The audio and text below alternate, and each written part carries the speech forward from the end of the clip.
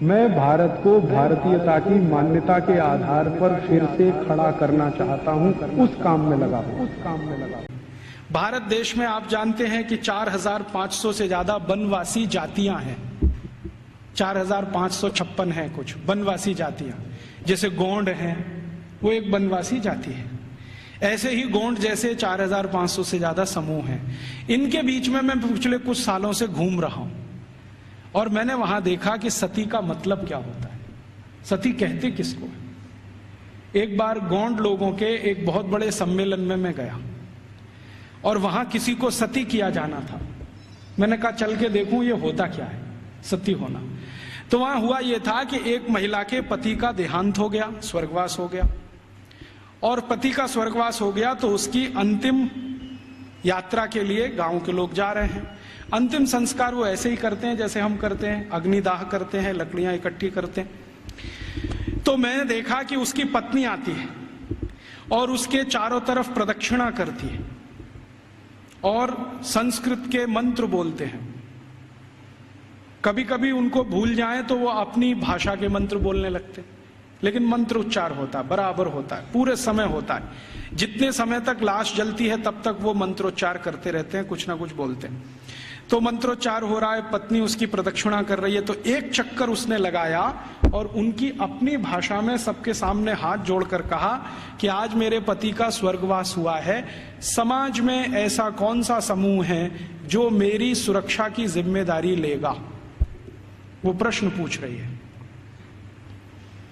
और बड़े सुंदर शब्दों में वो कह रही है कि भारत के शास्त्रों ने हमेशा स्त्री को सुरक्षित रहना ये आवश्यक, क्योंकि उसको जीवन बढ़ाना है, तो इसलिए उसको सुरक्षा की जरूरत है। प्राकृतिक सुरक्षा भी चाहिए, दूसरे तरह की भी सुरक्षा। फिर वो पूछेगी कि क्या समाज के प्रतिष्ठित लोग, जिनको हम क्या कहें महाजन लोग मेरी जिम्मेदारी लेंगे? अगर उन्होंने हाँ बोल दिया तो आ जाएगी, ना बोल दिया तो फिर चक्कर लगाएगी पांचवा। फिर वो पूछेगी कि इस समाज के आचार्य लोग, उपाचार्य लोग मेरी जिम्मेदारी लेंगे? अगर हाँ बोला तो उनके पास आ जाएगी, नहीं तो वापस। और आखिरी चक्कर सातवां जब लगाएगी तो वो पूछेगी कि क्या पुरोहित हम समझते हैं पूजा पाठ करें, क्या पुरोहित मेरी जिम्मेदारी लेंगे? अगर पुरोहितों ने हाँ बोला तो उनके पास आएगी, नहीं तो चक्कर लगा के गांव छोड़ के चली जाएगी और गांव कहेगा कि वो सती हो गई। ये है सती होना।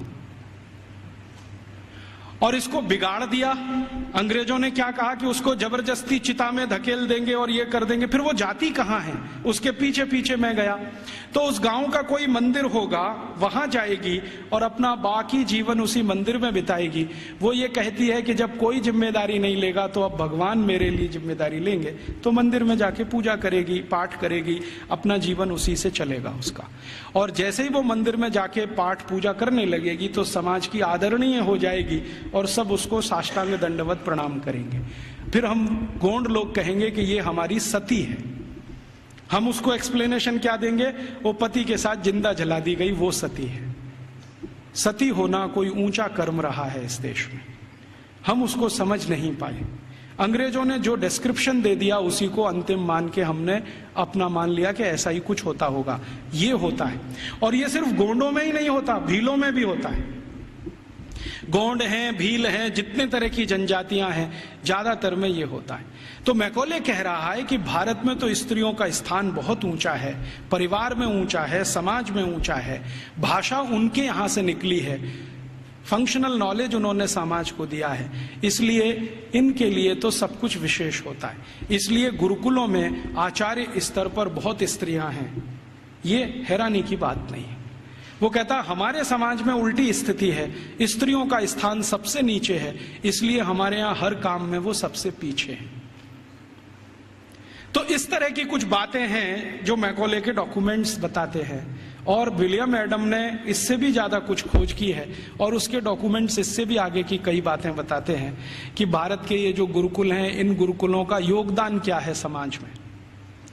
तो विलियम एडम ने एक गुरुकुल की कहानी लिखी है अपने दस्तावेजों में। आंध्र प्रदेश में कावेरी नदी के पास विशाखापट्टनम से थोड़ा दूर एक गुरुकुल है, उसका नाम गांव का मैं भूल रहा हूं।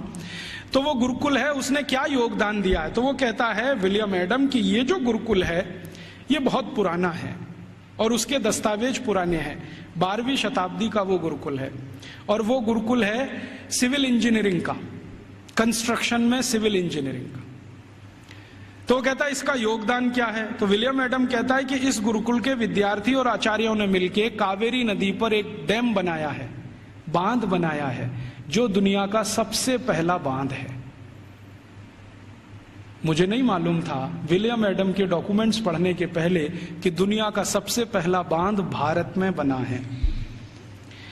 फिर जैसा उसने डिस्क्रिप्शन दिया है उसको खोजते खोजते मैं पहुंच गया एक दिन और अपनी आंखों से देख के आया कि वो डैम अभी तक जीवित है। उस डैम पर तेलुगु भाषा में एक पत्थर लगा हुआ है जिस पर तारीख है सन 1238 में वो बना है। आज से लगभग 800-825 साल पुराना है। और वो डैम की विशेषता क्या है? पत्थर और चूने से बना है। और आप जानते हैं दक्षिण भारत में सबसे ज्यादा प्रवाह वाली नदी है कावेरी। कावेरी जो है ना पेरेनियल रिवर है, साल के 12 महीने पानी रहता है उसमें और पानी का फ्लो सबसे तेज है और पानी का दबाव भी उसका सबसे तेज है। तो कावेरी नदी पर जहां सबसे तेज गति से पानी बहता है उस नदी पर बांध बना दिया। बांध की लंबाई कितनी है और उसकी चौड़ाई कितनी है? लगभग 1 किलोमीटर 1.5 किलोमीटर के आसपास उसकी लंबाई है। 1.5 किलोमीटर लंबा बांध है। और बांध बनाया कैसा है? ऐसा है जैसे जेड होता है ना, जेड ऐसे फिर ऐसे फिर ऐसे फिर ऐसे फिर ऐसे जेड शेप में पूरा बांध है। तो वो वर्णन कर रहा है विलियम एडम कि ये गुरुकुल के विद्यार्थी और आचार्यों ने बनाया है। इसकी विशेषता क्या है? तो विशेषता यह है कि ये जेड शेप में है। जेड शेप में क्यों बनाया? स्ट्रेट लाइन में क्यों नहीं बना दिया? एक रेखीय रेखा में क्यों नहीं बना दिया? तो कहता इसका जवाब मुझे नहीं मालूम क्यों बनाया। बहुत दिन मैं भी सोचता रहा कि ऐसा क्यों है। अब मेरे समझ में आया थोड़े दिन पहले कि ये जब सीधी रेखा में आप कोई दीवार बनाए और पानी बहुत तेज गति से आए तो दबाव इतना ज्यादा है कि बहुत जल्दी वो टूट जाएगा। लेकिन अगर आप उसी सीधी रेखा की दीवार को ऐसे ऐसे कर दो तो पानी का प्रेशर डाइवर्ट हो जाएगा और वो डैम कभी भी नहीं टूटेगा। अब समझ में आया कि वो 825 साल से कैसे जिंदा है। तो वो बोल रहा है कि ये एक गुरुकुल ने बनाया हुआ है और वो गुरुकुल विशाखापट्टनम के नजदीक कभी चला करता था। मैं जब गया इसको देखने के बाद हैदराबाद लौटा तो उनकी जो आर्काइव्स है उसमें गया तो आर्काइव्स में उसके डॉक्यूमेंट्स मुझे मिल गए और गजट में भी इसके बारे में वर्णन है। तो वो कह रहा है विलियम एडम कि भारत के गुरुकुल में पढ़ने वाले विद्यार्थी और उनको पढ़ाने वाले आचार्य कितने समाज के काम करते हैं उसका ये नमूना है। राजा डैम नहीं बनाते, विद्यार्थी और उनके अध्यापक मिलकर डैम बना देते हैं। और विलियम एडम लिख रहा है कि भारत में ऐसे हजारों तालाब गांव-गांव में विद्यार्थियों ने और उनके अध्यापकों ने बना दिए। ऐसी हजारों गौशालाएं गांव-गांव में विद्यार्थियों ने और अध्यापकों ने बना दी। ऐसी हजारों समाज उपयोगी चीजें जैसे धर्मशालाएं, कुएं, पानी की रहट, ये सब विद्यार्थियों ने अध्यापकों के साथ मिलकर बना दिए। तो विलियम एडम कह रहा है कि भारत के गुरुकुल सिर्फ शिक्षा का केंद्र या विद्या का केंद्र ही नहीं है। ये गुरुकुल अपने विद्यार्थी और अध्यापकों के साथ मिलकर समाज के इतने बड़े काम कर रहे हैं जो वर्षों वर्षों तक भारत के लोगों के उपयोग में आने वाले हैं। तो इस तरह की थी हमारी शिक्षा व्यवस्था। अब क्या हुआ? इस शिक्षा व्यवस्था को जब मैकॉले ने पूरे ठीक से डिस्क्राइब किया लंदन में, तो लंदन में ब्रिटिश पार्लियामेंट के सभी सांसदों ने कहा कि अगर ऐसी शिक्षा व्यवस्था भारत में है तो भारत तो बहुत समृद्धशाली है, पैसे वाला है, ये हमें समझ में आता है। कई गुरुकुलों का उसने वर्णन किया है जो कृषि विज्ञान सिखाते हैं, कृषि शास्त्र सिखाते हैं। तमिलनाडु के कई गुरुकुलों का जिक्र है जिसमें कृषि विज्ञान ऐसा सिखाया जाता है जहां 1 एकड़ में 56 क्विंटल चावल पैदा होता है, उसकी विद्या वो सीखते हैं वहां पर। आज भारत में जितने भी एग्रीकल्चरल यूनिवर्सिटीज है ना, वो 1 एकड़ में 30 क्विंटल से ज्यादा धान कभी पैदा करके दे नहीं पाए, लेकिन 1835 में विलियम एडम कह रहा है कि 1 एकड़ में 56 कुंटल धान पैदा करना तो सामान्य बात है, और ऐसी शिक्षा देने वाले, विद्या देने वाले सैकड़ों गुरुकुल भारत में। तो कुछ कृषि सिखाते हैं, कुछ मेटलर्जी सिखाते हैं, कुछ कंस्ट्रक्शन इंजीनियरिंग में सिखाते हैं, कुछ और कुछ सिखाते होंगे, ऐसे 18-20 विषयों के सारे ये गुरुकुल हैं। तो वो कह रहा है कि भारत सुखी है, समृद्धशाली है, वो इन गुरुकुलों के कारण। तो वो कह रहा है कि अब भारत को अगर गुलाम बनाना है तो इस शिक्षा व्यवस्था को जब तक हम तोड़ेंगे नहीं, तब तक भारत गुलाम बनता नहीं। तो फिर उसको पूछ रहा है इंग्लैंड का राजा कि अब आपके पास क्या योजना है। तो कह रहा है कि मेरे पास एक योजना है कि हमारी जो सरकार भारत में चल रही है उसको आदेश दिया जाए कि भारत के ये जो गुरुकुल हैं, इंडिजिनस एजुकेशन सिस्टम वो कहते हैं इसको, भारत का स्थानीय शिक्षा तंत्र, तो कह रहे हैं जो इंडियन एजुकेशन सिस्टम है या इंडिजिनस एजुकेशन सिस्टम है, इसको कानून बनाकर हम गैर कानूनी घोषित कर देंगे, इल्लीगल, कि ये सब कुछ अवैधानिक है, गैर कानूनी। उसके लिए कानून बना देंगे लंदन में, यहां से वो चला जाएगा भारत में, उसको लागू करा देंगे। थोड़े दिन में ये सब गुरुकुल बंद हो जाएंगे, क्योंकि हमारे पास जब कानून आ जाएगा तो कानून के डंडे से हम इनको बंद करा देंगे कि ये इल्लीगल है, बंद करो। नहीं बंद करेंगे तो दंड देंगे उनको, थोड़े दिन में दंड देते देते अपने आप बंद हो जाएंगे। तब अंग्रेजों की संसद ने एक कानून बनाया जिसका नाम है इंडियन एजुकेशन एक्ट, और वो पारित हुआ, बाद में भारत की संसद में पारित हुआ और उसको लागू किया गया। तो उसमें तय ये किया गया कि जितने भी गुरुकुलों में संस्कृत माध्यम से विद्या सिखाई जाती है वो सब गैर कानूनी। फिर कहा गया कि जितने भी गुरुकुलों में स्थानीय भाषाओं की मदद से, जैसे तेलुगु, तमिल, कन्नड़, मलयालम, मराठी, गुजराती, इनके माध्यम से विद्या दी जाती है, वो भी गैर कानूनी। तो कानूनी क्या? कानूनी वो जहां अंग्रेजी के माध्यम से शिक्षा दी जाती है, वो कानूनी। तो मैकॉले ने क्या किया, ये कानून लागू करा के फिर भारत के गुरुकुलों पर डंडा चलाया, बुलडोजर चलवाए, एक एक करके उनका नाश किया। जहां गुरुकुल बंद नहीं हो पाए वहां के अध्यापकों को जेल में डाल दिया, विद्यार्थियों को जेल में डाल दिया। कई कई जगह तो अत्याचार इतने हुए कि अध्यापकों के हाथ काट दिए गए, सिर काट दिए गए, कई कई गुरुकुलों में आग लगा दी गई, उनके पुस्तकालय जला दिए। ये सब अंग्रेजों ने अत्याचार 100 साल तक किया, 1840 से 1940 तक। इधर वो अत्याचार करते गए, भारत के गुरुकुल खत्म होते गए। दूसरी तरफ उन्होंने कॉन्वेंट स्कूल शुरू किए जो यूरोप में आज भी चलते हैं और किसी उद्देश्य की पूर्ति के लिए चलाए जाते हैं। मैं आपको एक इंटरेस्टिंग बात और बता दूं कि जो अंग्रेजी दस्तावेजों का मैं अध्ययन कर रहा हूं उसमें से एक और दस्तावेज है। ये कॉन्वेंट क्या होता है? यूरोप में एक बहुत खराब परंपरा है जो अभी 1950 तक चलती रही। जैसे स्त्रियों को वोट देने का अधिकार नहीं, स्त्रियों में आत्मा नहीं, वो बैंक अकाउंट नहीं खोल सकते, ऐसी ही एक बहुत खराब परंपरा इंग्लैंड में, फ्रांस में, जर्मनी, सभी देशों में, कि बच्चों को घर में रखना नहीं, बच्चे पैदा हुए तो अनाथ आश्रम में देना, ये उनकी पुरानी परंपरा है। और कई लोगों ने तो क्या किया है कि बच्चों को पैदा होते ही घर के बाहर टोकरी में रख दिया कि अनाथ आश्रम का कोई आएगा उठा ले जाएगा, लेकिन कई बार कुत्ते उठा ले जाते हैं उसको, भेड़िए उठा ले जाते हैं। यूरोप का जो आधुनिक फिलोसोफर्स में एक माना जाता है ना, रूसो, उसके 5 बच्चे पैदा हुए, 4 को उसने ऐसे ही छोड़ दिया घर के बाहर टोकरी में रख के, 2 को कुत्ते खा गए, 2 को अनाथ आश्रम वाले ले गए। यूरोप में ये बहुत पुरानी परंपरा है बच्चों को लावारिस छोड़ना। क्यों छोड़ना? तो प्लेटो कहता है कि स्त्री और पुरुष के आनंद के क्षणों में बच्चे बाधा हैं, इसलिए मत रखो घर में। ये प्लेटो की शिक्षा है। वो कहता है कि अच्छे नहीं है बच्चे घर में रखना। और वो ये कहता है कि जीवन का चरम तो आनंद ही है, और वो भी शरीर का आनंद है। वो कहता है जीवन तो इसी के लिए मिला है कि हम शारीरिक आनंद की प्राप्ति करें, और बच्चे इसमें बाधा हैं, तो बच्चों को रखना नहीं घर में, तो छोड़ देना। तो वहां बच्चे छोड़ने की परंपरा है। अब बच्चे छोड़े जाते हैं तो राजा उनकी व्यवस्था करे छोड़े हुए बच्चों की।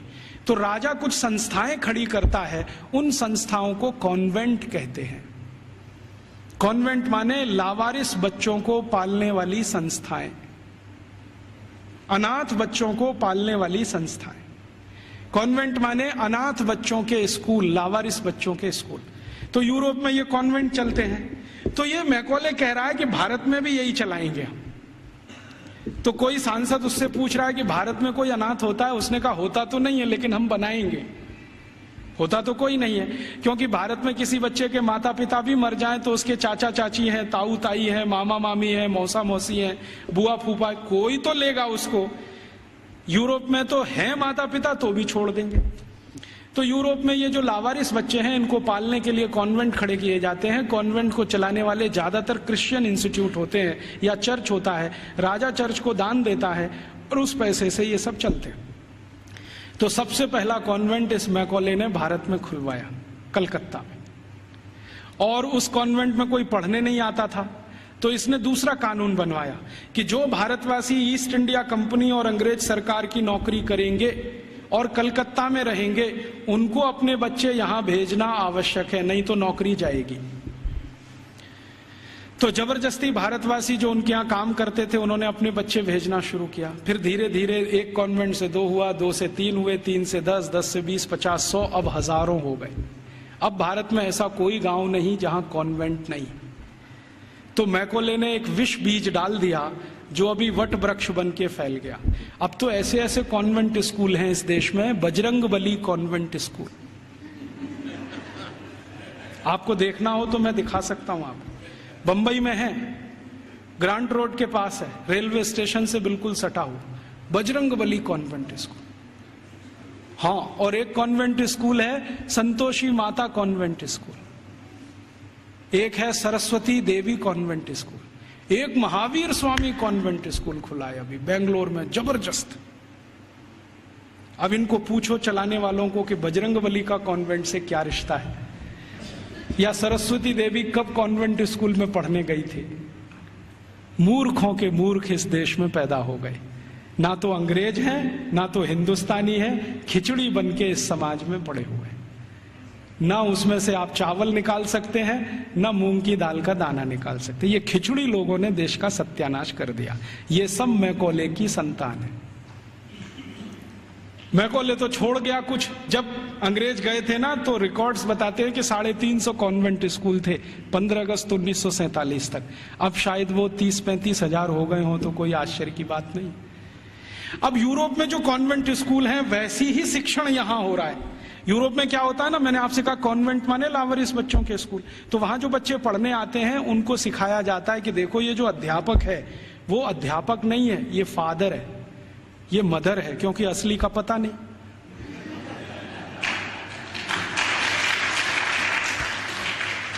असली का तो कुछ पता नहीं, लावारिस है, किसका है बाप उसका और कौन है उसकी मां। तो स्कूल में जो पढ़ाने वाले होते हैं ना टीचर, तो पुरुष है तो फादर, माने ओल्ड एज है तो फादर, और यंग एज है तो ब्रदर, और ओल्ड लेडी है कोई तो मदर, और यंग लेडी है तो सिस्टर। तो कॉन्वेंट में उनको बुलवाते हैं, ये फादर है, ये मदर है, ये ब्रदर है, ये सिस्टर है, क्योंकि असली नहीं है। अब हमने भारतवासियों ने बिना सोचे नकल कर लिया उसका। हमारे यहां तो घर में है असली, और कॉन्वेंट में जा रहा है बच्चा तो वहां हो गए नकली, और वहां उसको मदर फादर ही बोलना पड़ता है। अब भारतीय परंपरा में यह है कि किसी बच्चे की 2 माताएं तो हो सकती हैं, बाप 2 नहीं होते कभी। भगवान कृष्ण की 2 माताएं थी, एक ने जन्म दिया, एक ने पाला। रामचंद्र जी मानते हैं कि मेरी 3 माँ हैं, एक ने जन्म दिया है, बाकी 2 प्रेम दे रहे हैं। तो माताएं 2 हो सकती हैं, 3 हो सकती हैं, बाप हमेशा एक ही होता है। अब हमारे कॉन्वेंट में पढ़ने वाले नौनिहालों के हर एक के 2-2 बाप हैं। एक तो घर में है असली और दूसरे हैं वहां नकली। और मैं आपको अंग्रेजी की एक शब्द की व्याख्या करता हूं। अंग्रेजी में एक शब्द होता है जो गाली के रूप में इस्तेमाल किया जाता है, बास्टर्ड। बास्टर्ड वही होता है जिसके 2 बाप होते हैं। तो हमने अपने अपने नौनिहालों को सबको बास्टर्ड बनाने का धंधा शुरू कर दिया है, और बड़े गर्व से कहते हैं मेरा बेटा सेंट मैरी कॉन्वेंट में जाता है, जीसस कॉन्वेंट में जाता है, फलाने कॉन्वेंट में, ढिमाके कॉन्वेंट में। फिर उन कॉन्वेंटों में बड़ी बड़ी विचित्र विचित्र चीजें सिखाई जाती हैं। आजकल सिखाया जाता वैलेंटाइन डे, सेलिब्रेट करो वैलेंटाइन डे। ये वैलेंटाइन का किस्सा क्या है? वैलेंटाइन का किस्सा ये है कि यूरोप में, मैंने कहा ना बच्चों को साथ रखने की परंपरा नहीं है, ऐसी ही एक बहुत खराब परंपरा है बिना शादी के साथ रहने की। एक शब्द चलता है यूरोप में, लिव इन रिलेशनशिप, माने शादी तो करनी नहीं है लेकिन साथ में रहना है। और ये क्यों ऐसा है? इसमें छुटकारा आसान है, सवेरे किया शाम को निकल गए, कहीं दूसरे के घर में घुस गए, फिर तीसरे के, फिर चौथे के, तो जैसे कुत्ते घूमते रहते हैं ना, ऐसे। लिव इन रिलेशनशिप माने कुत्ता संस्कृति। लेकिन मुझे कई बार लगता है भारतीय कुत्तों से भी ज्यादा खराब यूरोपियन कुत्ता संस्कृति। भारतीय कुत्ते फिर भी थोड़े वफादार हैं, यूरोप वाले तो उतने भी नहीं है। तो ये लिव इन रिलेशनशिप का चक्कर बहुत है। और आपको सुनकर आश्चर्य होगा कि पहले से और आज तक यूरोप की 70% प्रजा बिना शादी के रहती है, बिना शादी के रहते। आप अभी भी जाके देख लो, लंदन में, पेरिस में, कहीं भी। अमेरिका में तो ये प्रतिशत 78% है, बिना शादी के रहते हैं। अब बिना शादी के रहते हैं तो पत्नियां बदलती हैं, माफ करो पत्नी तो हो ही नहीं सकती, स्त्रियां बदलती रहती हैं। उनको वो विचित्र विचित्र नामों से संबोधित करते हैं। इंग्लैंड में एक नाम चलता है Mrs Lloyd, Mrs Topno, Mrs ये, मिसेस वो, माने ये उसकी रखेल है जिसके नाम से कहा। मिसेस माने पत्नी को छोड़कर कोई भी महिला जिसके साथ आप बिस्तर शेयर करते हैं वो सब मिसेस होती है। तो वहां तो ये है सारा खेल, स्त्रियां तो शादी के बिना, पुरुष तो शादी के बिना। तो कभी कभी बीच बीच में यूरोपियन लोगों को कुछ अच्छे विचार भी आ जाते हैं। तो 4वीं शताब्दी में, आज से लगभग 1600 साल पहले, एक व्यक्ति पैदा हो गए रोम में, उनका नाम था वैलेंटाइन। वो चर्च के पादरी हो गए। उन्होंने भारत का साहित्य कुछ पढ़ा। भारतीय साहित्य बहुत जगह फैला है, हम सब जानते हैं। तो वो पढ़ लिया, उनके विचार बदल गए। उनका कहना है कि सबको शादी करके ही रहना चाहिए। और वो प्रचार करने लगे गांव गांव घूम के कि भाई शारीरिक संबंध बनाओ तो पहले शादी करो। तो राजा जो था उस समय, क्लॉडियस नाम का एक राजा था रोम में, वो कहता था आप ये क्या बकवास करते हैं। वो कहते थे ये बकवास नहीं है, बहुत अच्छी जीवन पद्धति है, पूर्वी भारत में, पश्चिम भारत में सब जगह यही चलती है, वहां के लोग बहुत अच्छे हैं, स्त्रियां बहुत अच्छी हैं, आप भी अगर इसमें आ जाओ तो बहुत अच्छा होगा, बीमारियां कम हो जाएंगी वगैरह वगैरह, समाज व्यवस्थित हो जाएगा। तो वो घूमते थे गांव गांव, प्रचार करते थे भाई शादी करो, शादी करो, शादी करो। और राजा जो होता था वो रोकता था कि शादी क्यों करना, हमारी तो परंपरा है बिना शादी के रहना। तो राजा और वैलेंटाइन का झगड़ा चलता था। तो वैलेंटाइन साहब क्या करते थे कि जो भी शादी करने को तैयार हुआ उसको अपने चर्च में बुलाते थे और उसकी शादी करते थे। ये सिलसिला उन्होंने 20-25 साल चलाया। अब वो राजा बहुत परेशान हो गया, तो एक दिन उसने वैलेंटाइन को फांसी पर लटकाने का आदेश दे दिया। तो 14 फरवरी सन 498 को वैलेंटाइन को फांसी पर लटका दिया गया। तो जिनकी उन्होंने शादियां कराई थी वो बहुत दुखी हो गए, तो उनकी याद में उन्होंने वैलेंटाइन डे मनाना शुरू कर दिया। तो ऐसे वैलेंटाइन डे आया। अब उनके कॉन्वेंट में वैलेंटाइन डे मनाते हैं, अब हमारे भी कॉन्वेंट में चालू हो गया वैलेंटाइन डे, वैलेंटाइन डे। यहां तो कोई समस्या नहीं है शादी करके रहने की, वहां तो शादियां ही नहीं होती हैं। अब हमारे स्कूलों में वैलेंटाइन डे मनाता है। तो बच्चे क्या करते हैं, ग्रीटिंग कार्ड खरीदते हैं, अपनी अम्मा को देते हैं would you be my valentine, फिर बाप को भी दे देते हैं would you be my valentine. इन मूर्खों को पता ही नहीं कि वैलेंटाइन थे कौन, इसका मतलब क्या है। अम्मा को पूछ रहे हैं would you be my Valentine. अभी थोड़े दिन पहले बंबई में मैं एक बुजुर्ग आदमी को मिला जिनकी 75 साल की उम्र है, उनके पास 18 ग्रीटिंग कार्ड आए वैलेंटाइन डे पर, और सब में एक ही बात, would you be my Valentine. 75 साल के बुजुर्ग आदमी से लड़कियां पूछ रही would you be my Valentine. ऐसा अधकचरापन है। ये सब कॉन्वेंट में से हमारे बच्चे सीख सीख के निकल रहे हैं। और इन कॉन्वेंट स्कूलों में क्या क्या सब सिखा दिया। वो कहता था ना मैकॉले ये कहता था कि ये जो कॉन्वेंट स्कूल हम चलाएंगे इनमें शिक्षा मिले ना मिले, संस्कार अंग्रेजियत के हम जरूर देंगे। तो क्या होगा? तो कह रहा है वो कि भारतवासी जितने साल इसमें से पढ़कर निकलेंगे ना, तो वो शरीर से दिखने में भारतीय होंगे, आत्मा से अंग्रेज हो जाएंगे, फिर यही हमारी मदद करेंगे और भारत को गुलाम बनाए रखने में व्यवस्था करेंगे। तो संस्कार देना है उनको तो अपना, तो वो दे रहे हैं। अब वह जो कॉन्वेंट में वैलेंटाइन डे सिखा दिया, फिर उन्होंने पता नहीं मदर्स डे सिखा दिया, फादर्स डे सिखा दिया। मदर्स डे पता है क्या होता है यूरोप में? यूरोप में एक और बहुत पुरानी परंपरा है, प्लेटो के समय से चली आ रही है, कि बच्चे जब पैदा हुए ना तो घर में तो रखने नहीं है, बाहर छोड़ देने हैं। तो उन बच्चों को मां का दूध नसीब नहीं है, तो चर्च में जो होती है ना, सिस्टर्स होती है, वो अपना दूध उनको उपलब्ध कराती है। अब आप में से कई लोगों को यह प्रश्न होगा कि बायोलॉजिकली यह संभव कैसे है? वो नर्स तो मां बनी नहीं, तो उसको दूध कैसे आएगा? लेकिन अभी आधुनिक विज्ञान ने यह सिद्ध कर दिया है कि कोई बच्चा लगातार 2-3 दिन तक बिना विवाहित किसी महिला को लगातार स्तनपान करे तो चौथे 5वें दिन से दूध आना शुरू हो जाता है। तो उनके यहां नर्सिंग जो होती है वो सिस्टर्स के द्वारा होती है या नर्सिस के द्वारा होती है, मां नहीं करती है। लेकिन कभी कभी साल में कोई एक दिन मनाना हो तो वो मदर्स डे मनाते हैं, जिस दिन मां अपने बच्चे को दूध पिलाने के लिए वहां जाती है कॉन्वेंट में, तो उनके यहां मदर्स डे होता है। ऐसे ही उनके यहां फादर्स डे होता है। फादर्स डे का चक्कर क्या है? यूरोप के बच्चे वैसे तो घर में रहते नहीं, जो गलती से किसी ने रख लिए तो उनको अपने बाप के साथ खाना खाने का अधिकार नहीं है। डाइनिंग टेबल पर अपने बाप के साथ वो नहीं बैठ सकते। बाप अपने डाइनिंग टेबल पे खाना खाएगा दोस्तों के साथ, जब वो चला जाएगा खाना खा के तो बाद में बच्चे डाइनिंग टेबल पे बैठते हैं। लेकिन साल में कोई एक दिन वो फिक्स करते हैं जब बच्चे बाप के साथ बैठे डाइनिंग टेबल पर, उस दिन वो फादर्स डे मनाते हैं। अब उनके मदर्स डे, उनके फादर्स डे, उनके ब्रदर्स डे, उनके सिस्टर्स डे या उनका वैलेंटाइन डे, उसके पीछे कुछ कहानियां हैं।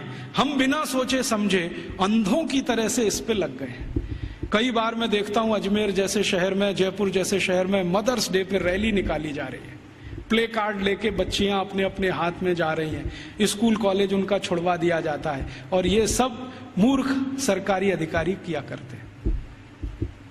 फिर फादर्स डे पे निकालते हैं, फिर इस पे निकालते हैं, ये सब तमाशेबाजी। ये मैकॉले हमारे यहाँ छोड़ के गया, और वो बार बार कहता था कि हमें संस्कार देना है, शिक्षा दे पाए ना दे पाए वो महत्व का नहीं, अंग्रेजियत का संस्कार देना है। तो वो दे गया। अब वो हमारे खून में घुस गया, और इतना घुस गया है कि कुछ समझ में नहीं आता ये निकले कैसे। कई बार मैं किसी के घर में जाता हूं तो पिताजी का नाम है रामदयाल, माताजी का नाम गायत्री देवी, बेटे का नाम टिंकू। अब मैं पूछता हूं कि ये रामदयाल और गायत्री देवी का टिंकू कहां से आ गया? या रामदयाल और गायत्री देवी की बेटी का नाम डिम्पल, ट्विंकल, बबली, डबली। क्या है बबली का मतलब, क्या है डबली का मतलब? इस तरह के नाम हमने रखे हुए। घुस गई अंग्रेजियत हमारे घर में। हम सब मातृभाषा में हिंदी हैं और रोज घर में बोलते हैं, हो Rajiv Dixit, she is my Mrs. तो मैं पूछता हूं, really she is your Mrs? क्योंकि यूरोप में मिसेस का माने धर्म पत्नी को छोड़कर कोई भी महिला, और उनकी धर्म पत्नी कहती है, oh Rajiv Dikshit, he is my mister. तो मैं पूछता हूं, रियली? क्योंकि यूरोप में मिस्टर का माने पति को छोड़कर कोई भी पुरुष,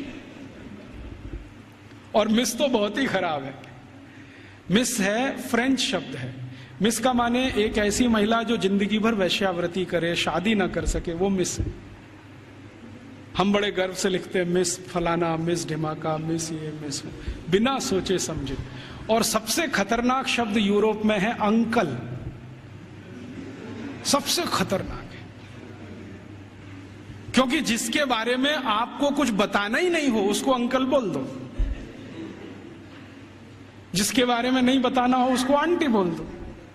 हमारे यहां अंकल आंटी कैसे हो सकते हैं? या तो चाचा होंगे, या तो काका होंगे, या तो मामा होंगे, या तो मौसा होंगे, या तो ताऊ होंगे। सब कुछ हमारे यहां निश्चित है। अंकल तो बहुत ही अनिश्चित शब्द है, आंटी तो और भी। मैकॉले छोड़ गया तो हमने अपने बच्चों से मम्मी बोल, डैडी बोल, ये बुलवाना शुरू कर दिया। मम्मी का मतलब है मरा हुआ, और डैडी मरे हुए जैसा, और बड़े शौक से बुलवाते, मम्मी बोल, डैडी बोल। अब यूरोप में जो भूषा थी ना, वो हमारे कॉन्वेंट में घुस गई। यूरोप में क्या टाई लगाना है, सूट पहनना, क्योंकि ठंड बहुत है। हमने यहाँ 50 डिग्री टेम्परेचर वाले अजमेर में भी टाई लगवा दिया सबको। इतनी भयंकर गर्मी है, अंदर से पसीना पसीना हो रहा है। और कभी कभी तो रोज मैं ये दृश्य देखता हूं, एक दूल्हे राजा जून की गर्मी में शादी करने जा रहे हैं, 3 पीस सूट और टाई लगा के घोड़े पे चढ़ के बैठे हुए हैं। उनको पूछो, भाई तुमको सुपर इडियट बनने का यही दिन मिला है? कहता राजीव भाई एक दिन तो कर लेने दो, तो तुमको यही दिन मिला है अपनी शादी का? ऐसे हमारी भाषा बदल दिया, भूषा बदल गया, भोजन बदल गया। कॉन्वेंट स्कूलों से बच्चे सीख रहे हैं पिज्जा खाओ, बर्गर खाओ, हॉट डॉग खाओ, कोल्ड डॉग खाओ, चाउमीन खाओ, नूडल्स खाओ। तो उनका भोजन, उनकी भाषा, उनकी भूषा, उनका भजन, रॉक म्यूजिक, पॉप म्यूजिक, सब कुछ घुस गया। अब ये कर दिया, सब बंटा था। अब ना तो हम भारतीय रह पाए, ना अंग्रेज बन पाए। अगर कोई सभ्यता खिचड़ी बन जाए, उसका भविष्य बहुत खराब होता है। मुझे कई बार ऐसा लगता है कि या तो हम भारतवासी पूरी ताकत लगा के अपने को अंग्रेज बना लें, नहीं तो पूरी ईमानदारी से भारतीय हो जाएं। ये अधकचरे ना रहे बीच में, क्योंकि इस अधकचरेपन ने हमारी जनरेशंस को, पीढ़ियों को खत्म कर दिया।